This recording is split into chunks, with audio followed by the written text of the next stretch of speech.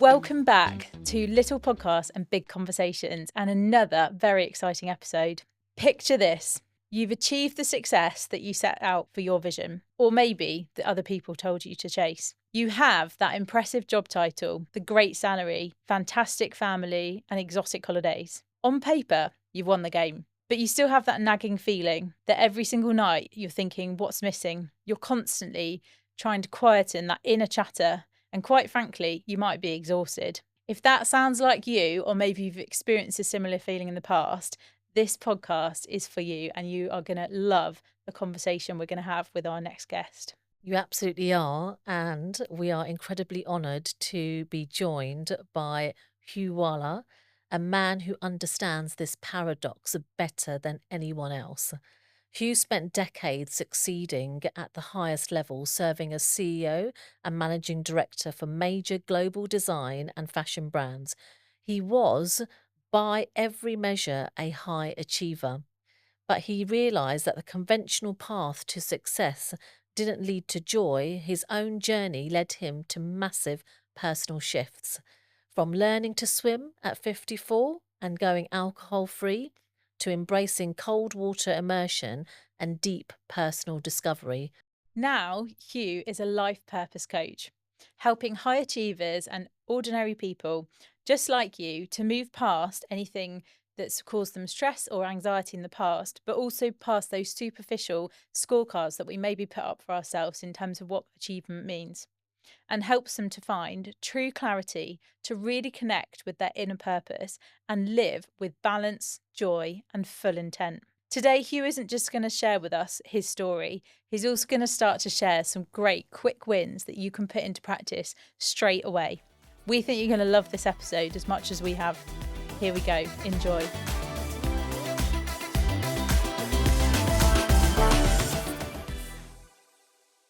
Hi, Hugh. Welcome to our podcast, the Little Podcast and Big Conversations. We are delighted to have you with us today. We know we're going to have a really super conversation. Will you start off by just telling us, and more really our listeners, a little bit about you and your journey and kind of, in particular, kind of what you're focusing on right now? It'd be great to hear. Well, thank you, Sophie, and thank you, Ramneek, and thank you both for having me on this. It's such a pleasure to be here. My name is Hugh Wahla. I'm currently a life purpose coach, I call myself. I come from a background as a CEO. My last role was, I was brought in to reinvent the Conran shop globally, and I took that business to a sale. I was there for 6 years. Prior to that, I set up pretty much Urban Outfitters in Europe, and took that across Europe and beyond, to Hong Kong as well. And prior to that, I was at Topman for 10 years. So that's my career pretty much. And sort of my life journeys, we can obviously talk about all the things, why I got to where I got to and where everything that's happened and whatever. But yeah, that's who I am. Hugh Wahla, ex-CEO, now life purpose coach. Amazing. Just a few things there in terms of some successes in your career, really amazing. And tell us a bit about what you're really focused on right now and kind of what's led you to some of that. I'd say there's only one thing that I'm focused on right now. And it's ultimately, because I was thinking about this the other day, I was on a webinar helping a business mentoring group. And when I was trying to articulate what it is I do with my clients and what it is I do for myself, it all boils down to one thing, and that's cultivating presence.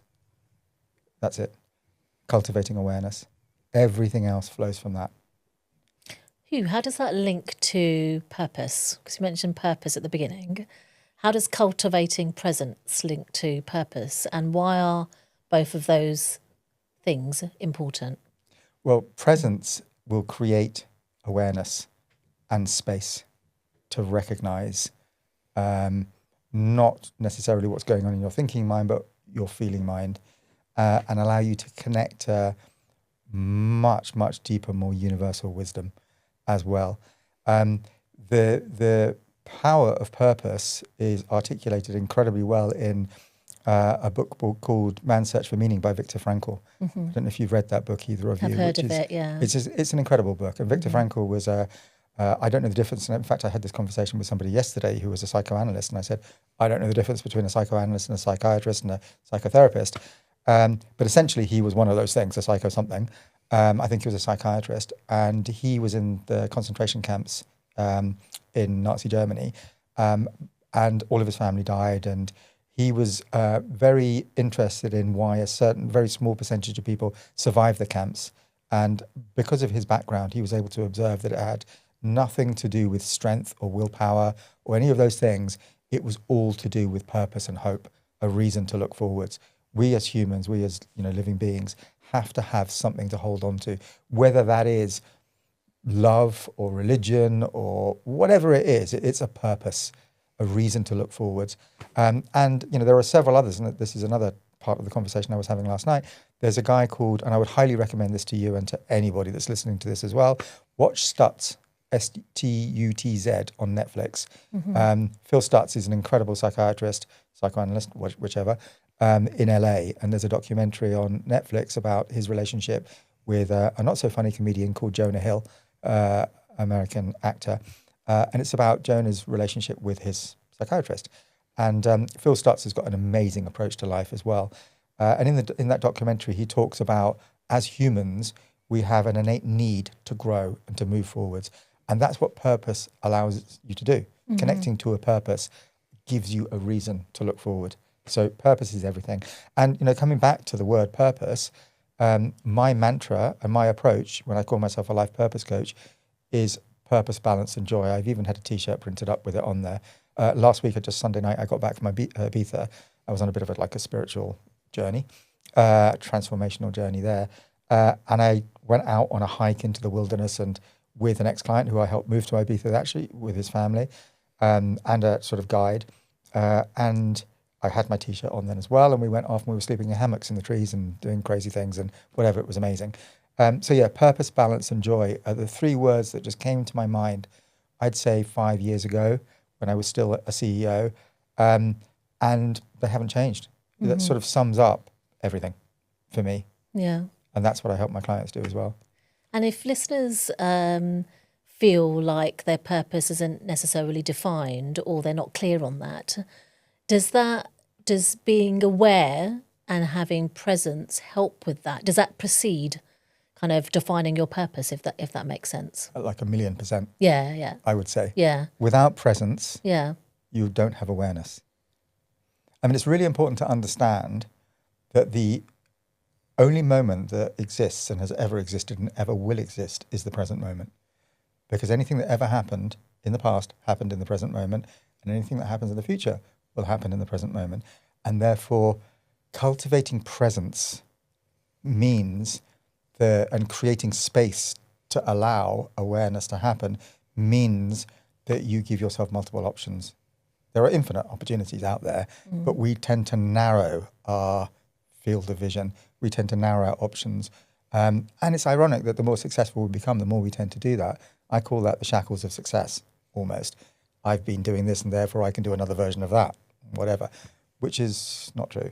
There are so many versions of us that we've lived already, and so many versions, and there's not previous lives, maybe there are. I'm talking about in our current lives, from being school kids to then teenagers and then going off to uni or whatever. And, I've worked in a bank, I've worked in recruitment, I've been an ice cream man, I've worked in a chicken hatchery, I've, worked in design, worked in fashion, and now I'm a life coach. You can just reinvent yourself multiple times. As a family person, as a father, as a whatever. So, and there's so many versions left to live, and it's really exciting to be able to open that back up again. And so cultivating this presence allows you to open up this field of vision. And it's quite interesting. A client of mine, amazing client of mine, articulated this really, really well after I did some breath work with him, because I've recently trained as a breathwork facilitator as well, in order to help my clients shut the noise of the mind down and access much deeper, more intuitive feeling wisdom, universal wisdom. And the response from him was beautiful, actually. He came back to me the next day and he said, I had no idea that my field of vision was so narrow. It's like you've opened up a whole new horizon for me. And that's what happens when you cultivate presence. And it's interesting because, that client, and nearly every client that comes to me, always has some form of goal in mind, some form of goal, whether that's I want to be richer or I want to be more successful or a very specific thing, whatever it is.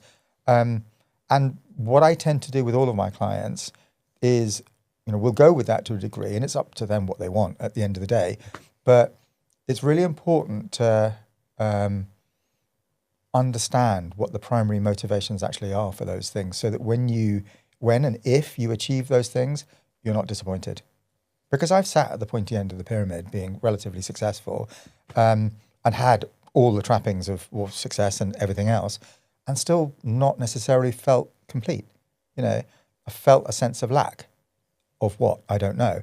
So my journey over the last sort of 15 years, I'd say, when I first started meditating in particular, and I don't even meditate anymore, well, not very often, but I did have a very intense daily practice, and I did it for like 12 years or whatever, and has really been about this curiosity of exploring just what it is that is lacking, and understanding that cultivating presence is cultivating an absence of lack. And if you come from an absence of lack, you become magnetic, but also you come from a really solid foundation, and there's no stopping you. Because if you're present, and there's so much that comes with presence, like gratitude, for example. If you're coming from and acceptance, and further than acceptance, actually, there's something called digestion, not just acceptance, which is every experience sows seeds in our body. And it's not about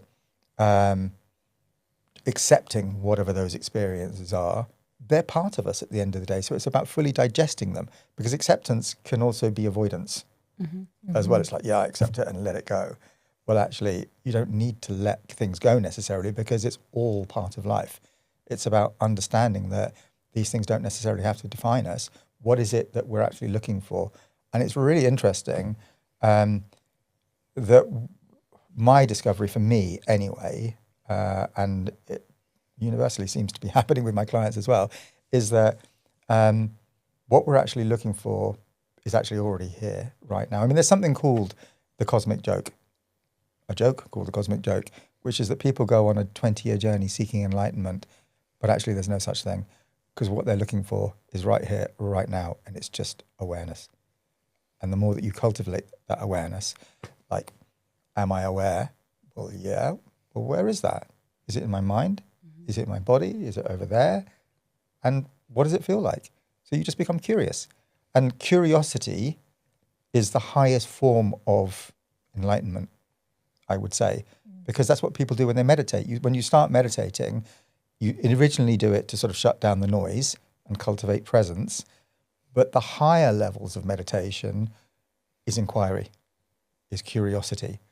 But you don't even need to meditate to do that, which is why I don't meditate anymore. I only do it like going to a spa or something. If I feel I'm slightly disconnected, I'll meditate for half an hour or something, but maybe once every 3 months or something. Because I don't really need it, because I'm always asking myself that question, am I aware? Where is it? What does it feel like? So I'm doing it now, and every cell in my body is vibrating, tingling, because I'm connecting to it. Because I've sort of trained myself to do that, so it's a bit easier. But we can do that sitting on the toilet. We can do it walking down the street. We just go, am I aware? Well, who's aware? What's aware? And that awareness that you're feeling, and the feeling of it as well, it's like peeling away the layers of an onion. Mm-hmm.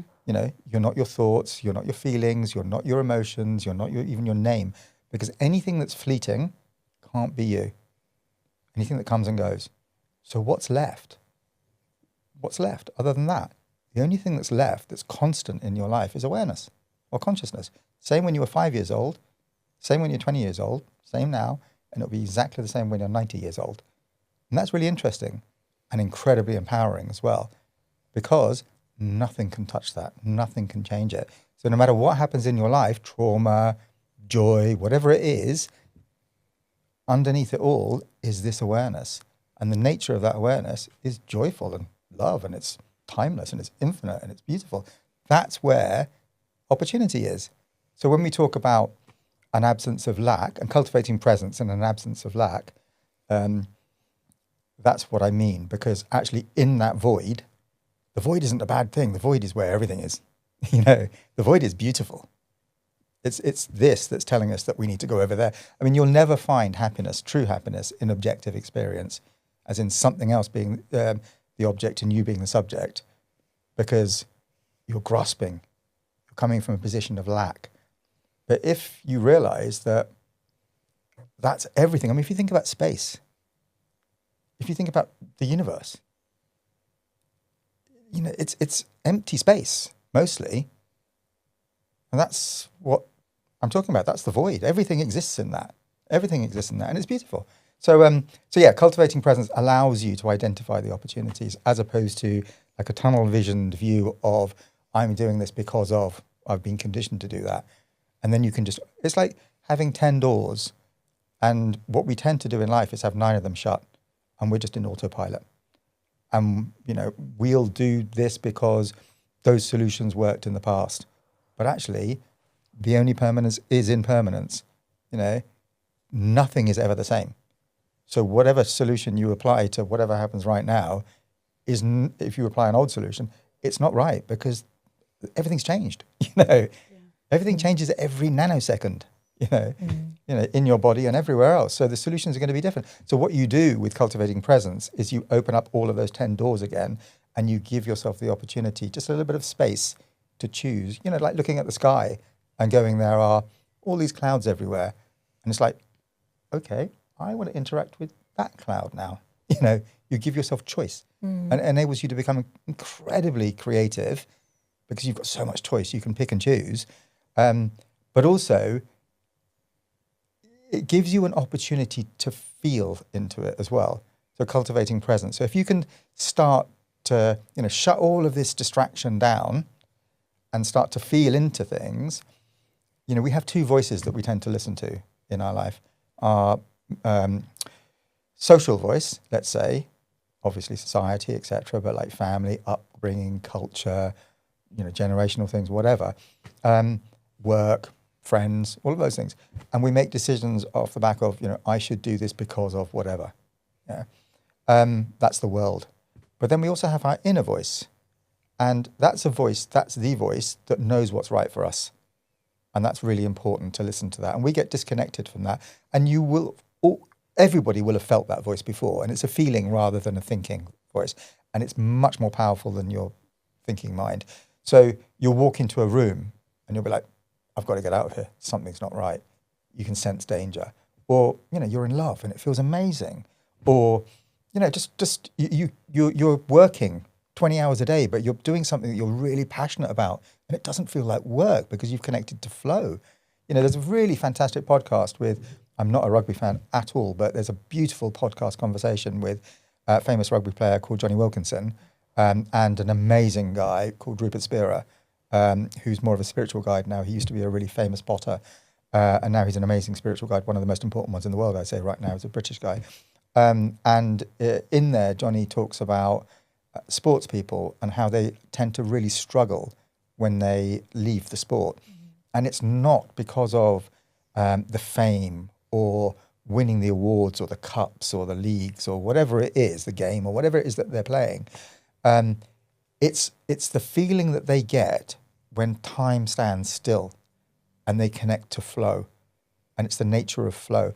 And this is when you hear people talk about, you know, this sports person, it was like a superhuman effort because everything stands still and they can reach out and they can just grab the opportunities that other people can't see. And it's that feeling that they miss. And then they start to chase it with drugs and drink and everything else because they're trying to recapture that feeling. Not the feeling of thousands of people cheering at them or whatever. And what they're connecting to there is presence and awareness and consciousness. It's that beautiful thing. So cultivating that's what we're looking for. It's already here. We've got it already. And so if you're coming from that position, then what you've done is you've opened up a universe of possibility. And then you can go, there it all is. I want that one now. Because infinite's a big number as well. And that's what I work with my clients on, is that it's all well and good opening up infinite possibility, but then, okay, well, that's a lot. What do I do with that? And then it's connecting to what's right for you. And that is a feeling. And you will have felt that flow feeling before. And okay, how do you more and more feel into that? Because that's what knows what's good for you. That sentence didn't work, but there you go, doesn't matter. So yeah, so that's about cultivating presence so you can start to feel into your decisions. And then it's about orientation. And then it's about outrageous goals. In fact, it's about outrageous goals first of all. Once you really realize what it is that connects you to that feeling, that's what I work with my clients on, and me as well. It's like, okay, what brings you incredible joy? What brings you love? What slows everything down for you? What connects you to this moment in time? And then you just point and flesh that out. And that's why I used to call it audacious goals, and then it became outrageous goals, and it's going to become ludicrous goals, because we coming back to the shackles of success, we tend to really limit ourselves. But it's like, no, you're not thinking big enough. Bigger, bigger, bigger, bigger. And it's not manifestation. It's cognitive bias. Because it's like, it's the red car syndrome. You look for a red car today. I say look for a red car and you'll see them all over the place. But you probably didn't see any yesterday. And it's the same thing with this, that, okay, flesh out this really outrageous goal, this really outrageous life, whatever it is, one that really aligns with this feeling of flow, and then forget about it. Then just orient in that direction and step on the path. And then the path will reveal itself. And it's unbelievable. The results that come from that are so much better than anything that you can imagine. Anything. I just mentioned I just got back from Ibiza on Sunday night. I didn't know 3 weeks ago I was going there. And then I'm invited out by an ex-client, and I didn't know I was going on a crazy plant medicine journey, sleeping in trees, going really deep, and then invited to someone's boat and going and jumping in the sea and all the crazy stuff, like a voice activation thing and dancing in front of loads of really cool people. And it's like my nightmare to do that.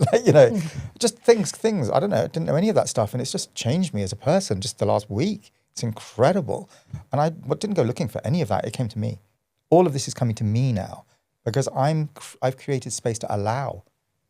But I'm present enough to recognize it when it does. What would you say to those people who are running at life, like so busy, multitasking constantly, whether it's work or home life, and they're probably hearing what you're saying, going, I want to get to this place. Like, where do they start? Like, how do they start to activate this presence and then start to really kind of tap into some of that? Yeah, I mean, I totally get that because I'm clearly sitting here coming from a position of privilege as well. I can afford to do this.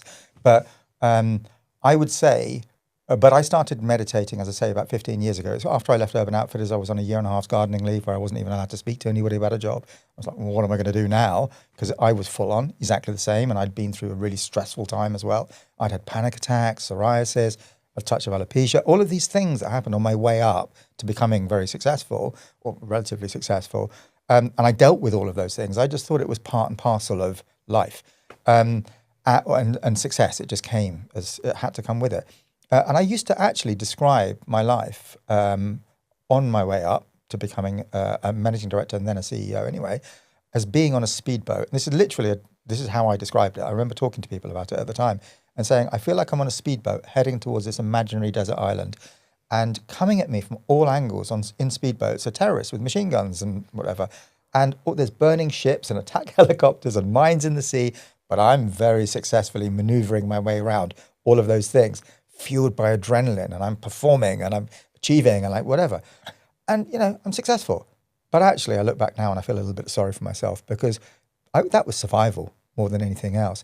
And coming back to what I was talking about, orientation there, this is again, a very genuine way that I've described myself now and how I do feel about myself is I talk to my clients about, you're at a train station and your choice now is which direction you're going to get on, because I talk about orientation. And then that sort of naturally evolved into, well, I used to talk about being on a speedboat. Now I'm on the Orient Express. And, I know I'm going somewhere absolutely amazing because it's the Orient Express. I don't have to worry about the destination. I'm sitting in a beautiful carriage, eating an amazing meal, looking at amazing scenery. I can get off at any station I want and reorient my journey. I'm going somewhere amazing because it's the Orient Express, because I'm present in there and I can recognize the opportunities when they arise. And because of that, I'm achieving incredible things.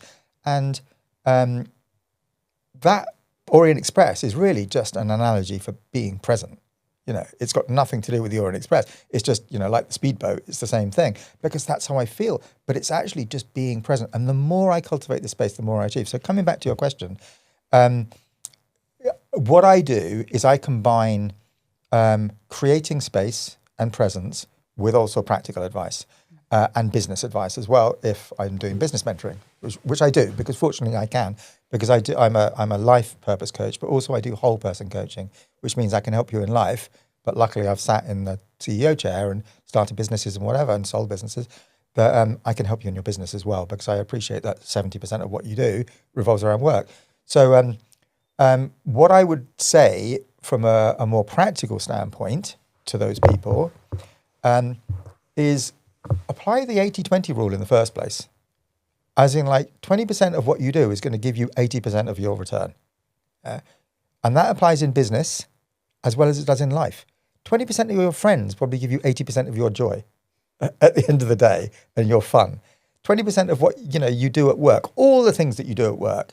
I come from retail and I've always known this, because when I've looked at sales reports in retail, I've always known that the top 20 is like 80% of the profit. The rest of it's just a bit annoying, to be totally honest.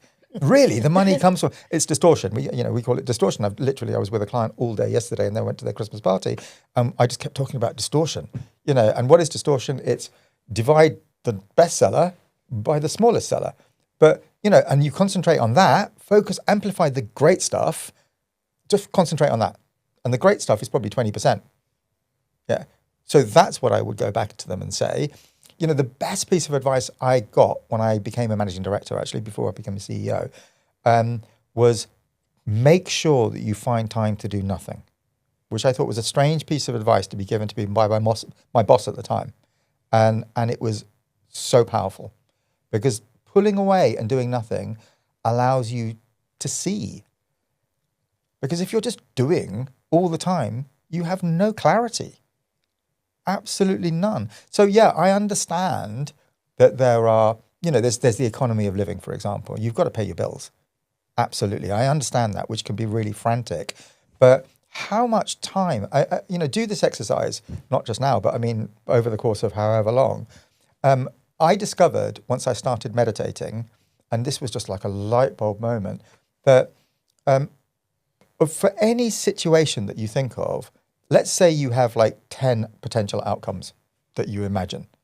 And I observed those over the course of the first 3 months of me meditating, because it takes about 3 months when you first start to meditate for it to sink in and for you to stop trying. Because when you first start meditating, you're like, I've got to empty my mind. And you can't empty your mind. That's not the point of meditating. The point of meditating is just recognizing that you're thinking. Because as soon as you recognize, then it sort of dissolves and you can start again and just recognize that thoughts come up and then go, oh, I'm thinking.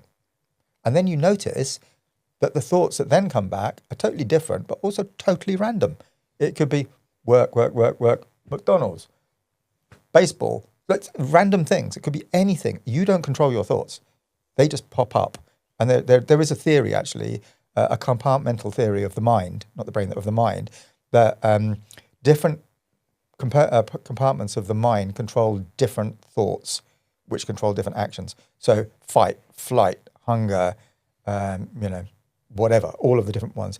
And all you do is you listen to the one that shouts the loudest and you act on that. And then that creates a feeling and emotion and all of that stuff. So what you're doing by cultivating presence is giving yourself a choice of which one of those compartments you react to. So you don't just knee jerk, because that's what, our minds are great, but they were wired for when we were living in caves and whatever.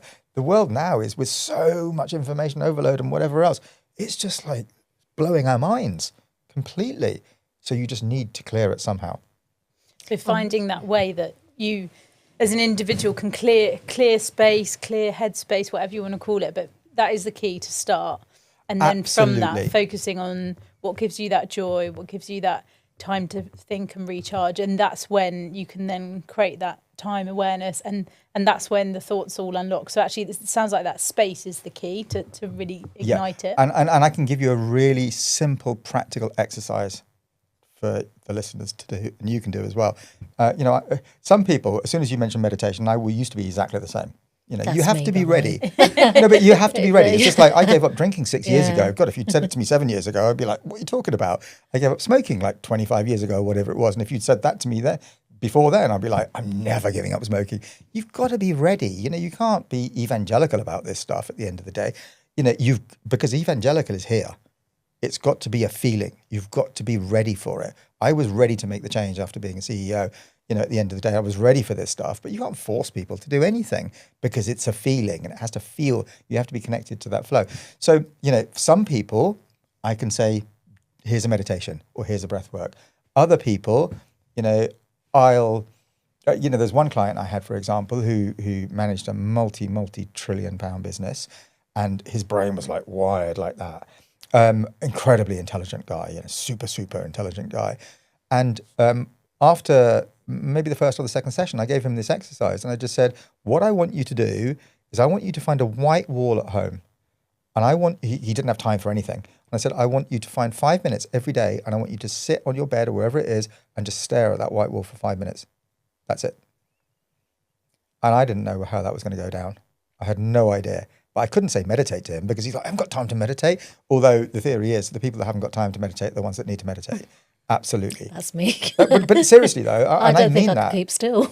No, but I mean that. It's so important. If you feel you haven't got time to do it, then you need it more than anybody else. Yeah. But anyway, so I said that about the 5 minutes staring at a white wall. And the next session, which was like 2 weeks later or something, he came back to me and I said, how was that exercise? And he goes, can I do it more than once? I was like, you can do it as often as you want. He goes, it was incredible. It was like a fire break because my mind was just going non-stop. And all I did was just that 5 minutes, it shut it all down. And then I started afresh. It's like a reboot, a complete reboot of his mind. And it's like, wow. And then interestingly, over the course of the 6 months that I worked with him, he stopped doing it in the middle. And in fact, there was like a month and a half or something, we didn't have a session because I was traveling, he was traveling or whatever. And then when we reconvened, he said his wife had noticed that he'd stopped doing it and said to him, you've got to start staring at a white wall again because you were so much nicer when you were staring at a white wall. And I think he never got past like 7 minutes. Yeah. Because I'd said to him, start at 5 and then next week you can do 10 and then you can get up to 20, say, or whatever. I don't think he ever got past, but even that 5 minutes a day was enough to change not just his quality of life, but the quality of life of the people around him as well, because it brought him into presence, cultivated presence. And with presence, then you start to see, oh, I've got kids, or like, I've got a life and you can start to cultivate the other things like gratitude, for example, and self-compassion, because, that's the other thing as well, is that, we do all of this stuff, but self-compassion for me, when I came across a life coach, 6 years ago now, I think it was, for the first time, and I had no idea. The reason why I had a life coach is because I was giving up alcohol as part of this like meditation journey and whatever. It was no longer serving me. And I just thought, but I want to do something. I need something to fill my time and whatever else. So I joined something called 1 Year No Beer, which started to introduce me to other things like stoicism and various things and like whatever, and meeting people and going hiking and just various things like that, which was really, really good actually. Not so much anymore. I think it's gone off the boil now because now they've got slightly different motivations, which is grow the business as much as possible. So it's about moderation. And I'm like, no, that's not really what you should be pitching. It's more about just focus on cultivating positive things. What was I going to say about that? I can't remember where I was going with that, but anyway. Some of that resonates with me. And some of it is, I feel like it's levels of presence. There's levels of it. So if I think about during the day, I have to go for a walk and be in nature. That's meditation. Is it? Okay. It is. And my mind is definitely clearer, but I think of my to-do list. So I think about all the things that I need to do. And I think when I hear meditation or even breath work, that for me, and I'm sure there's listeners there as well listening to this, it is a little bit woo-woo, if dare I say it, at this moment in time. And I feel like I'm doing a level of presence, but I'm not going far enough, if that makes sense. Does that make sense? It makes total sense. Yeah. Because that's what we're all conditioned to do. Yeah. Absolutely. I totally get that. You know who one of the biggest advocates of listening to your feeling body was rather than your thinking mind? And there's a famous quote from him, was Einstein. He says, we're prisoners of our thinking mind, when actually it's the intuitive mind is where all the wisdom is. How many times, because I've sort of trained myself through meditation to be very observant of my feeling body and my thoughts and whatever, and I lose that regularly as well. It's just like fitness. That's why they call it a meditation practice. It's like going to the gym. You're not going to get big muscles just doing that once. with biceps curls or whatever. You have to do it consistently. And it's the same thing with cultivating presence. Otherwise you start to lose it again, So, it's this cultivating presence. It really opens up. So when I first started my meditation journey, my meditation teacher at the time said to me, if you think about it, a violinist is meditating. A sports person is meditating because all they're doing is bringing themselves into the present moment. That's what meditation is. It's just cultivating presence. So that's really helpful, isn't it? Actually, because I have traditionally thought about meditation being in a quiet room, eyes closed, potentially music on or silence, and just like, how do I quiet my really busy mind? Whereas actually, what I hear from you is going for a run or walk or through the forest, like you do. Like actually, or the violin playing, like that is a form of meditation, and it sounds like it's finding what works for your mind. Swimming, meditation. Yeah. So it can be an active form of meditation. I mean, it's probably the most effective form of meditation is active, probably. Yeah. Because it's embodiment. I can see that it's now, all about actually. embodiment. And if you want to change your state, you do that physically, And that's the quickest way of doing it, to be totally honest. If you think about, there's quite a few quite powerful examples here. And one is, if you're going on stage, for example, or you're going into a meeting and you're feeling a little bit nervous, do your like Wonder Woman pose or whatever. And immediately it changes the way you feel and it changes the way you think. It's This reminds crazy. me of Ted Lasso. And, the lady who owns the club. I don't watch it. Oh, you don't watch it, right. And she goes into the mirror and she pretends that she's a lion and she does a big roar before she goes into the board meeting. But try it. But try it. Yeah. But even simple things like, I was never, I'd never dress up to go to work or anything like that. In fact, I think I was the first merchandiser at Top Man that didn't wear a suit. And, for some reason, when people got promoted to merchandisers, they had to go from wearing whatever, combats and whatever, to suddenly wearing a suit. And I was like, sorry, you promoted me because you think I'm good enough, so I'm not wearing a suit. And I turned up just wearing the same stuff after I got promoted, and everybody complained, and I was like, sorry. And then the next week, every single merchandiser stopped wearing a suit. So but what I did do is every time I went for meetings, like board meetings or range reviews or whatever, I would dress up because it puts you in a different frame of mind. You start to embody it. That's really, really important. So, I'd say that cultivating presence through whatever thing that brings you into the moment opens up opportunity. Another example is and I observed this many, many times where I'd be stuck trying to work something out on the computer and just not be able to do it over the course of, say, 3 hours and then just give up. And then I'd wake up the next morning and I'd be like, the answer's there. Where did that come from? It's just suddenly appeared from nowhere, and it's so obvious, and it's so much better than I could have imagined. It's because I allowed the ideas to come up, the wisdom to come up. I created space by going to sleep, by shutting this down. That's where the beautiful wisdom is. And as I say, I've observed that the stuff that happens when you allow, you've got to orient. This isn't just about like sitting back and just allowing everything to happen. It's about growth. It's about pointing in the right direction. It's about not forcing. Rivers find their natural way down to the sea very effectively. Think of that as flow. You don't want to be swimming upstream. You want to be going with the flow. Yeah. And also the thing is that I couldn't swim 6 years ago. When I had life coaching, when I was 53, I'm 59 now, I set myself 3 goals. And I'll wind back a little bit from that because it comes back to your question about people that are really struggling right now, like I was. And I mentioned I had panic attacks and psoriasis.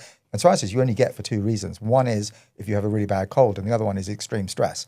And I went through a really stressful time at work when I was at Urban Outfitters, actually over a 6-month period.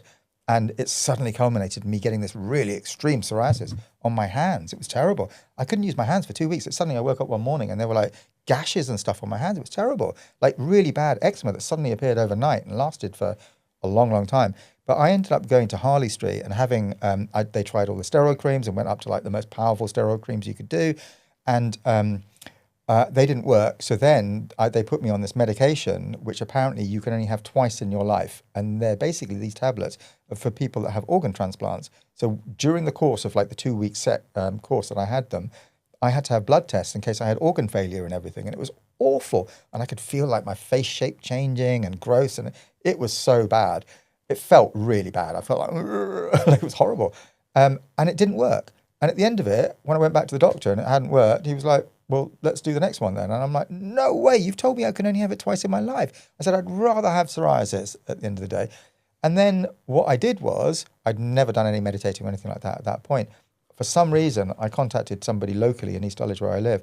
And she came and did something called restorative yoga, which was actually really just guided meditation.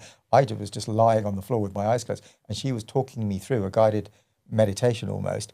And it was like acupuncture, where it was like I could feel when I had psoriasis, that whenever I got stressed, I could feel the pain. That's where the release needed to be. And the same thing that happened when I had a little touch of alopecia. When I got stressed, I could feel it like the size of a coin. And then it went in other places, same with the panic attacks or whatever.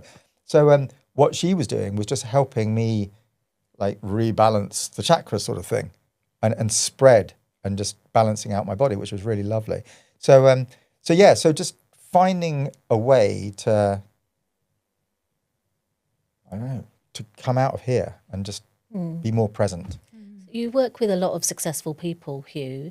For those people that are listening, what are some of the signs, warning signs, I guess, of burnout specifically? Like, what are the signs that where you have to say, enough's enough, I've got to make some changes? I mean, if you're not feeling joy, if you're feeling distracted, if you're not feeling connected, ask yourself, why? Is what you're doing giving you what you expected? What were you expecting to get from this situation? Whether it's the work, for example, whether it's the, compensation you're getting, whatever it is, the relationship situation you're in, what is it that you were expecting to get? And are you getting that? If I said to you, The Art of Happiness by the Dalai Lama, a fantastic book that probably was the first spiritual book that I ever read. And I didn't even read it thinking it was spiritual. I don't know why I read it. And long before I started meditating or anything. And I've now read it like 5 or 6 times. It's amazing. It's such a great book. But in it, he says, if you could have all the success in the world, or the love in the world, or the money in the world, or the chocolate in the world, whatever it is that you think that you want, but he could guarantee those things would make you unhappy, you wouldn't want them. Because what you're actually looking for is happiness. And when you understand that really simple but really profound thing, it takes so much pressure off, because then you're like, oh, okay, I'm just going to look for happiness all around me and see where it is. And then that takes you on a bit of a journey. And when you realize that actually it's not over there, it's here. And then you're like, okay, now I'm going to cultivate that. And the more that you cultivate that, the more of a solid foundation you build for yourself. And through that, it's like, okay, I mean, in fact, what you do more than anything else, and this is like a massive thing for me and for my clients, is you give yourself permission to be you. Because the essence of you is beautiful. We're always trying to be something else. And all of these limiting beliefs that we all have, like imposter syndrome, perfectionism, all of that sort of stuff, and all of whatever else there is all pretty much or mostly because we're trying to impress other people. We're trying to live up to crazy standards. It's external validation, isn't it? Everybody's trying to do that. But once you forget that, everybody's on their own journey. Nobody really cares about you. Everybody cares about themselves. So actually start to cultivate it yourself. It's like that whole oxygen on an aeroplane thing. And this was probably the first thing that when I come back to, I was talking about my coaching experience when I first came across a coach. And the first concept that she introduced me to was self-compassion. And that was such a game changer. It's like, if you're on an aeroplane and you need the oxygen, you've got to give it to yourself before you can even give it to your child. Life is the same. I've had friends who've died as a result of that mental chase of, one of my best friends died a couple of years ago, and very, very successful guy, managing £1 billion property fund and everything. We used to live together. We'd sort of worked through the ranks together and whatever. He was in a different field. But, counterbalancing, he went through like 8 rounds of redundancy where he worked at the hedge fund or whatever it was, property fund, because the business was always being taken over. So it was always like, win the lottery or lose everything. And that's the feeling that in fact, I used to say that to people all the time. It's like, I'm winning the lottery or I'm losing everything. But it's never like that. That's not true. It's not true at all. It's just these stories that we tell ourselves. And then you counterbalance that with drinking too much, and then you counterbalance that with like, better exercise. He dropped down at the end of a 10K run and had a heart attack in his mid-50s. And they call it the sniper's alley for men, the age of 50 to 60, those 10 years. Because if you can survive those 10 years, the chances are you're going to be okay for the next couple of decades. Because there's so much stress around, men in particular, but also just generally society around having to achieve certain things. And it's like, so I would say, ask yourself, is it really giving you what you expected? Because, and this isn't about limiting ambition. I feel now, even though I may have slightly less money, I have got a lot less money than I had when I was obviously being paid a lot of money as a CEO, because I haven't, I'm making nice money as a coach, but really what it's doing is allowing me to live an intentional life. So I'm sleeping in hammocks in the trees in Ibiza, or next week I'm in Norfolk and the Peak District, sleeping wild in my camper van. I've been away 18 times this year, all related to work pretty much, because I can, but it's not really costing me that much. And I'm, it's just living an intentional life, because I've just worked out what it is that I'm looking for. And I just decided that I could continue on that CEO route and I could get more money and more possessions and more whatever. But it's like, why? What for? The year after I left, and this isn't to limit ambition though, because I feel like the most successful person. I feel more successful now than I've ever been in my life. It's incredible. And because of that, it starts to become magnetic. And okay, there's rich people around me that I didn't even know before that are inviting me on their boats and stuff. And I'm like, yeah, great. And, and I did a plant ceremony all day on Saturday in Ibiza in the back of some music producer's house. And it was like, wow, this is just incredible, in like a dome thing and like crazy. I think he's a producer for Calvin Harris or whatever. And he's got like massive, great place, beautiful gardens and everything. And it's like, whoa, this is crazy. How have I ended up here? And just doing this sort of crazy stuff.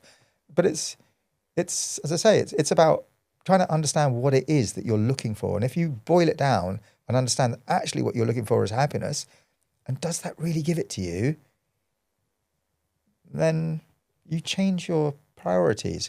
But that's not to say limit your ambition, because if you're coming from an understanding that that's not going to fill a void, you do it for the right reasons, then the sky's the limit. It's like coming back to what I was about to say before about the fact that I couldn't swim at the age of 53. So my 3 goals I set myself. First goal was to stop being a CEO. I'd had enough of that life. And just to find something with purpose. That's when the 3 words, purpose, balance, and joy, came to me. And I was like, okay, I just want to find something with purpose, balance, and joy. I have no idea what that means. But they're 3 words that for some reason have just come to me, and they haven't changed, to be honest. And look at what I'm doing now. Like 2 years later, I suddenly decided to train as a coach, not to become a coach, just to continue my journey of self-discovery and learning. And as part of the training, you have to buddy up. And it turned out I was quite good at facilitating transformations. And I'm like, this is incredibly rewarding, because I'm able to help other people connect to the same thing. That I couldn't be more rewarding than that. So it's not because of the money. It's because it's just incredible to be able to bring joy into people's lives and help them achieve what it is that they want to achieve, whatever that happens to be, but do it from a solid base. So that was the first one. And so I just decided that if I'm going to do it, I might as well do it quite well. Might as well really lean into it. And now I've got great microphones and everything at home and lovely recording studio. And I'm just loving it. And I'm playing with loads of things and whatever. It's amazing. But so that was the first one. The second one was a physical goal. And a friend of mine had just swum from island to island in Greece, 5 kilometers from, I think, Kefalonia to Ithaca. And I couldn't swim. I tried, because I'd lost everything when I was a child and everything, and I'd never got to learn how to swim. So I could do crappy breaststroke, but that was about it. But I just decided that I'd sort of stripped away these limitations, and it was more about then audacious goals. So my audacious goal at the time was, I'm going to swim from island to island in Greece. And I just told everybody I was going to do it, even though I couldn't swim. Even my daughter had tried to teach me how to swim, and I'd just sink. And actually, when I had my first lessons, the swimming instructor started laughing at me, because I'd said to her, look, when my daughter tried to teach me when she was like 6 years old, and she couldn't, I said, I kept sinking, and I don't know why. She goes, oh, show me.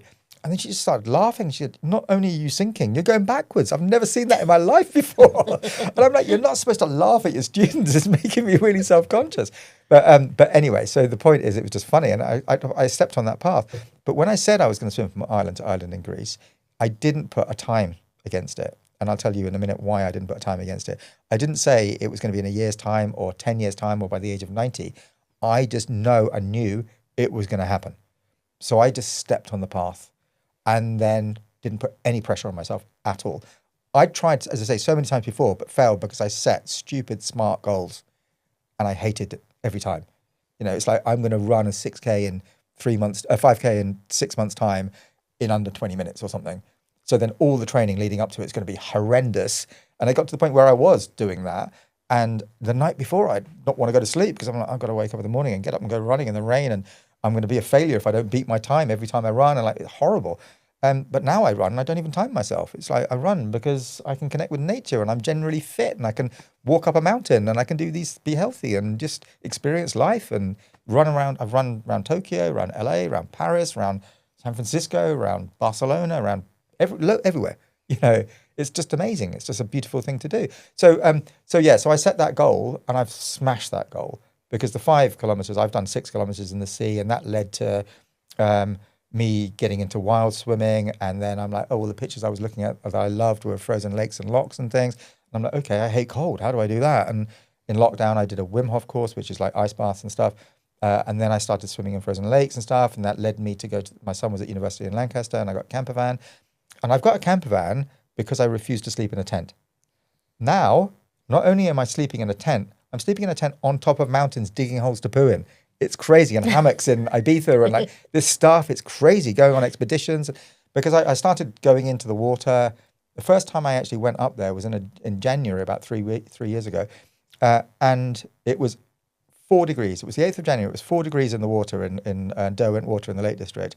And I was like, can I really do this? The first time I've been away in the camper van on my own. And I booked it for 3 days, ended up staying for 5 days. And I ended up chatting to people and connecting and going off and finding waterfalls and things. And, you know, I could go in the water, go around the water and go above the water, go up the hills and whatever, searching for waterfalls and other tarns and lakes and things, which was just really beautiful. And it really introduced me to nature because I wasn't really into nature before that at all. And then I was like, okay, I've done all this. Now I want to get on the water, but I've never rafted, never done any canoed or anything like that before. And one Christmas I was sitting there and everybody, my wife and the family were there having a party, drinking and whatever else. And I'm like, what am I going to do on Christmas Day? I don't drink anymore. So I ordered this. I did loads of research and I came across something called a pack raft, which basically you can roll up and put on your back and go hiking and take your tent and everything else and come to a river, inflate it, go down the river, whatever, and then deflate it, put it on your back, carry on going, find a camp. And I did all of that stuff. And I've done an expedition in the Scottish Highlands now and all of that sort of stuff and several expeditions in the Lake District and, you know, again, rafting to an island and sleeping in hammocks on the island, just mad stuff that I never did before. But that all came from me just saying, yeah, I'm just going to swim from my island in Greece. No idea when or how or what, but it opened up this whole other world that I wasn't aware of. But then not only that, but think about the first goal that I set myself, which was purpose, balance, and joy. The second goal being swim from island to island in Greece led me to sleeping in hammocks in Ibiza with a client. As part of my coaching. They were connected. I didn't know that at all when I set those goals. Third goal was to be able to dance in public without the need for copious amounts of alcohol because I had this like social anxiety around, you know, dancing in public and whatever. And when I gave up alcohol, I'm like, the more that I cultivated this feeling of joy, the more I felt like expressing that, but my feet would be like stuck to the ground and like just really, I can't do that, whatever. And then I came across something called ecstatic dance. I don't know if you've come across ecstatic dance. It's amazing. It's basically like going to a club, but with no drugs or drink or anything like that. A cacao ceremony, maybe, chocolate, but that's it. And they take you on a bit of a journey. And there's no judgment, no filming or anything like that or whatever. So you can just do whatever feels right for you and everything. And the first time I did it, I came across it and I did it in Regent's Park for 3.5 hours with about 150 people, a silent disco in public. And it was one of the most beautiful things I've ever done in my life. It was so liberating because it was just an expression of your joy. The sun was shining. We could walk off into the woods, the glade, and everything. Just so amazing. So I've done it several times since then. And there's another thing called, an extension of that called 5 Rhythms. I did a 3-day workshop on that up in North London, which is the same thing as sort of ecstatic dance, but it's more spiritual and it takes you through the 5 stages of life, which is really amazing. But the music's really good because depending on who the practitioner is, there'll be like hip hop in there and there'll be whatever, depending if it's like chaos or serenity or flow or, connecting to these different stages of life. And it's really amazing. In fact, I've just reached out to somebody today for something around singing, because it turns out that's my biggest now phobia. And it's like, you've got to lean into discomfort. It's about reframing discomfort into growth. There's bad discomfort, which is your body telling you, like, avoid that, that's pain. But also there's good discomfort, because no growth happens without discomfort. If you think about the most extreme example of a comfort zone is agoraphobia, where you're stuck in your house. You won't leave your home because that's where you think you're comfortable. But actually, outside your front door is a world of opportunity. And that's really important. So on the other side of discomfort is infinite opportunity. And once you realize that and reframe it, it's like, ooh, it's exciting, this discomfort. It feels great because it means I'm growing. And that comes back to Stutz as well. That's what he talks about, about we have this innate need to grow. So cultivating presence allows you to recognize all of that. That's really important. I think the other little nugget there as well is you talked about kind of not setting a time, and well, I'll tell you why. Yeah, and we're often kind of trained, aren't we, to have New Year's resolutions, got to do this year, or SMART goals, in the corporate world. Well, I'll tell you two things. And I'll tell you the reason why I've taken time out of the equation completely. Yeah. And also SMART versus meta goals. So one of the concepts that my original coach 6 years ago introduced me to was the concept of productive working life. And she said, do you realize you can measure your productive working life from the age of 20 to the age of 80? And I was 53 at the time. And she said, do you know that at the age of 53, you have 45% of your productive working life left to live? And I was like, hold on a second. I'm 53 and I was coasting to retirement at 55. Always planned to retire at 55, even if I didn't have any money. I just didn't really want to work any further than that. I said, but what you're telling me is I've got almost half of my productive working life left to live. I said, well, the first thought is I don't want to do all that all over again. Even as privileged and amazing as it's been, my working life anyway, career anyway, not the loss when I was a kid and stuff. But yeah, I don't want to do that all over again. I said, but the second realization I've had at exactly the same moment is, well, if I've achieved everything that I've achieved in pretty much the first working half of my life, just imagine what I could do in the second half of my, productive working life. And that immediately took away the concept of time, because it wasn't like I've only got like a year or 2 years and then that's sort of the end because it's retirement. It's like I've got half of my productive working life left to live. And there are so many versions of me left to live. Wow, that's so empowering. It's amazing. So what am I hanging around doing this for? I'm going to start something else. I'm going to do something else. Because when I was 20, I didn't start my career thinking I've got to be a CEO in 5 years or something. I just thought I'm just going to get on, enjoy my job and do a good job. In fact, all the way through, up until almost getting to MD, I always had this thing in the back of my mind. And I used to say it to people, if I'm not enjoying what I'm doing, I'll work in a bar. I always had that because I was like, sorry, I'm working to pay for my social life. Yeah. It's not the other way around. And that I had that thing. Now it's more about my well-being, I'd say, about cultivating happiness, as opposed to like a big social life and going out and drinking and doing whatever else. But yeah, so that productive working life is a really important concept. Take away the concept of time, because that's why I kept failing when I was trying to learn how to swim, because I'd put stupid deadlines on it. What was theoretically a smart goal was never smart. Whereas, so when I did this expedition in the pack rafting, I went to Snowdonia. When I told my wife I'd bought this raft, she used to canoe when she was younger, and she's like, "You're going to kill yourself. It's really dangerous." And I'm like, "What? It's just an inflatable dinghy, isn't it?" She's like, "No, not at all." So she insisted that I went on a course, and luckily I found the experts that do pack rafting in the UK, and they're based in Snowdonia. And the guy is ex-RAF Mountain Rescue, and he's even done a PhD in how to teach people how to pack raft. And I went there and I learned all the different ways I could kill myself in a raft. And I was like, oh my God, this is awful. I'm too scared to get back in it. So I went in the May that year, and then in the June, I went back and did a few private days with him. And then I went and did an expedition in the Lake District with somebody else and like whatever else. But then we did some training for an expedition in the Scottish Highlands. And in the Scottish Highlands, by Fort William. And it was like 4 months of training, planning all the routes, all the tides, where we were going to sleep, the nutrition, none of this stuff I'd ever done before. So it was a lot of planning and training and whatever. Then we spent 2 nights just outside Fort William before we went out into the wilderness. It was like a 3-night trip.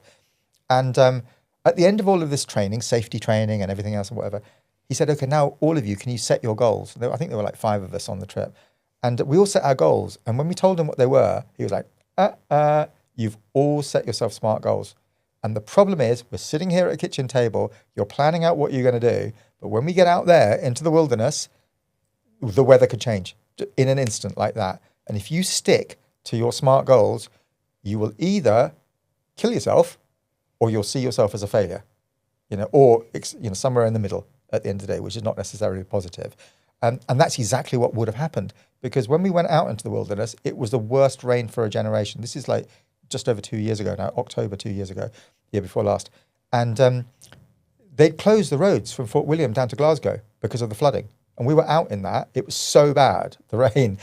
So we had to. When we came out, we went into these locks, and we went then from a lock into a river, then from a river back into a sea lock. And if we'd gone where I wanted to go, because I was able to cold swim at that point, and I discovered this beautiful island that looked like a Caribbean island with obviously freezing cold water and whatever, and I was like, yeah, God, that's going to be amazing. If we turned left, we would have been in the Irish Sea. We would be dead. Absolutely. So we basically had to change all our plans as we were going on, like you do in life at the end of the day. And we ended up, I reframed he said, can you reframe your goals from SMART goals to meta goals? What do you actually want to get out of this? And my SMART goal went from whatever it was, to sleep on that island and whatever else, to I want to learn, I want to grow, and I want to enjoy myself. That's it. And because the weather conditions as they were, we ended up achieving everything we wanted to achieve. And we found places to camp, and we just didn't do the route we originally had to, because we had to get across this lock with the waves crashing over us and quite dangerous stuff as well. But we survived, and it was amazing. Just imagine how much we learned compared to if it was just flat and beautiful and sunny and whatever. We learned so much more. And we had such an incredible sense of achievement. We were sleeping by ruined castles and everything, and seeing eagles and dolphins and crazy seals. And it was beautiful. It was amazing. And, beautiful, beautiful. You imagine the scenery. It was just incredible.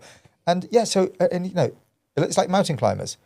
Mountain climbers climbing up Everest wouldn't set a SMART goal of I've got to be there by 5 o'clock. Because that's why there's loads of bodies on Everest. Yeah. It's more like, I'm going to connect to the mountain and do what I need to do in this moment in time. Hugh, we have to wrap up now. So how would you conclude this episode? So are there some kind of quick wins that people can take note of that will have an immediate impact?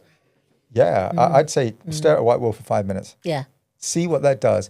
And every time you lose connection with that wall, and this is obviously for people that have never meditated or whatever, I would recommend, if especially, when you get to a certain point, I would say 2 things I would have done now when I was in working life. I would have absolutely meditated, and I would have absolutely had a coach, because you don't have to be alone. Because I found being a leader was incredibly privileged, but also it can be really lonely, thankless, and isolating. Absolutely. But you don't have to be alone at all. So that would be, if they can afford it, go for it, because it's a total game changer.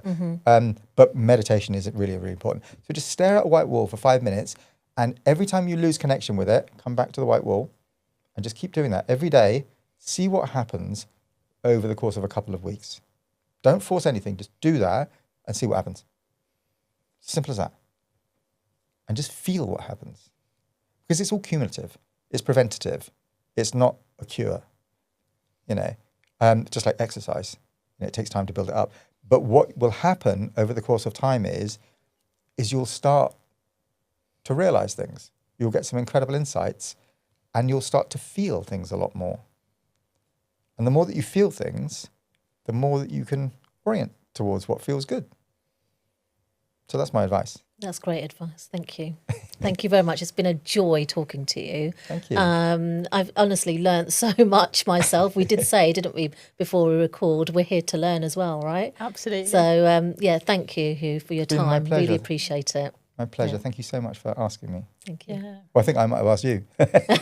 No, it's genuinely, it's been such a joy to talk to you. I think we're both sat here sort of questioning sort of how we approach our own things in life, as well as, how our listeners will as well. So thank you so much. We've learnt loads to reflect on as well. And I'm definitely sitting thinking, right, I'm going to go and find that white wall myself. Well, I stopped meditating after I started working again at the Conran shop, because I just got back into work. And after about a year, I was like, God, I'm really missing this, after I'd been meditating for about a year. And then for a year, I didn't meditate. So I started doing it again. And I was like, I was very, very lucky that when I ended up getting the Conran Shop job, it turned out to be a 15-minute cycle ride away. So it was like living in a village. It was incredible. But actually what I did was, because I didn't have the time, I thought, to meditate, I actually got the bus in the morning instead of cycling. So instead of a 15-minute journey, I turned it into like a 45-minute journey so I could sit on the bus and meditate. And I just listened to guided meditations with all the school kids fighting around me and all this sort of shouting and whatever. But that was the best training ever. It was amazing. So actually, I just turned it into my advantage. It's just be resourceful. Habit stacking. Yeah. And sitting in traffic, actually, sitting on the tube or whatever, listen to guided meditations. It's possible anywhere, isn't it? Absolutely. Yeah. But even more possible, just say, am I aware? And where is it? And what does it feel like? That's it. You can do that anywhere. Well, thank you so much, Hugh. What an episode. Really, really great. So thank you very much. My pleasure. Thank you. Thanks, Hugh.